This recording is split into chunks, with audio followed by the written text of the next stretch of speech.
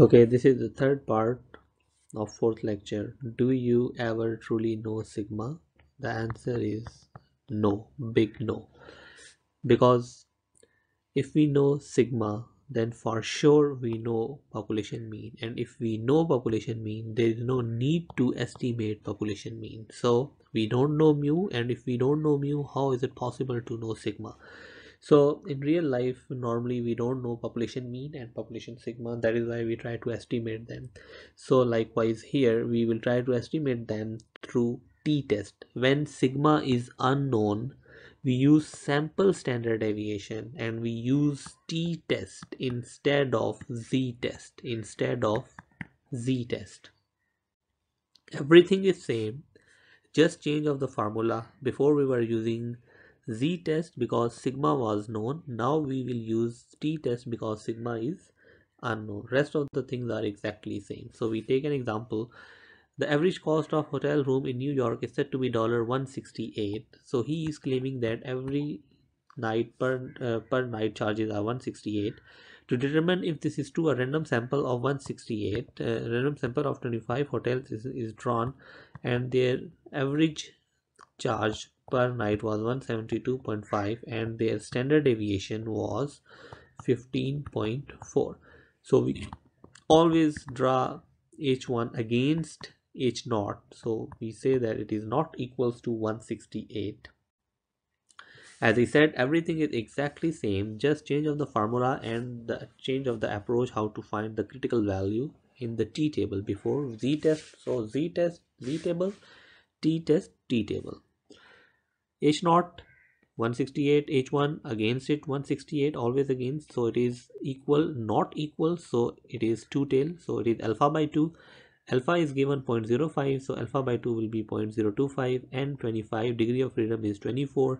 Since sigma is unknown, so we use t statistics. So t critical, as you know very well, t critical 24 degree of freedom 0.025 comes here, so that would be your t value, t critical value in the t table, which would be 2.063.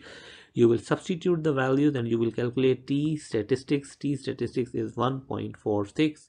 So do not reject h naught because t statistics do not fall in the rejection region, or as I said, you can reject or accept your claim. Reject h naught if t stats absolute value is greater than t critical. T stats is 1.46, t critical is 2 point something, so do not reject. I explain how to find the p-value of t statistics.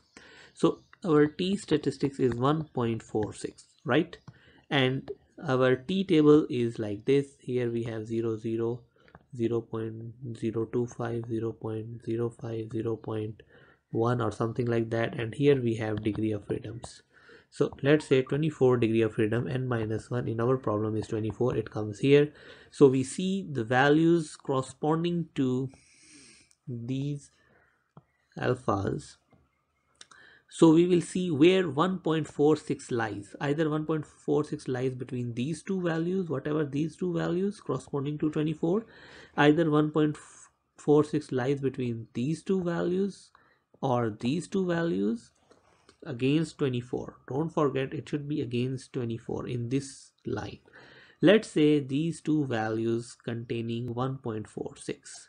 These two values containing 1.46 lies between these two values, and these two values are against 0.025 and 0.05. You will add 0.025 plus 0.05 and divide them by 2, and this is how you will calculate your p-value. It is approximate p-value. There are some other formulas and there are some other techniques and other explanations as well which will change your result, but for the time being, from exam point of view, you can just take it as it is, that this is how we calculate p-value.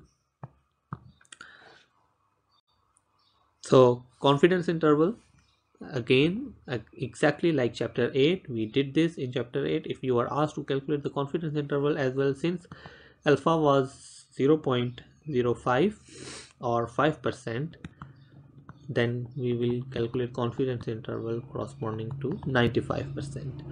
So x bar plus minus t critical s over square root of n, everything is given. You will substitute it and you can get the confidence interval, and you can see our population mean do not fall since the interval since this interval contains the hypothesized mean 168. We do not reject because every night 175 falls in this criteria.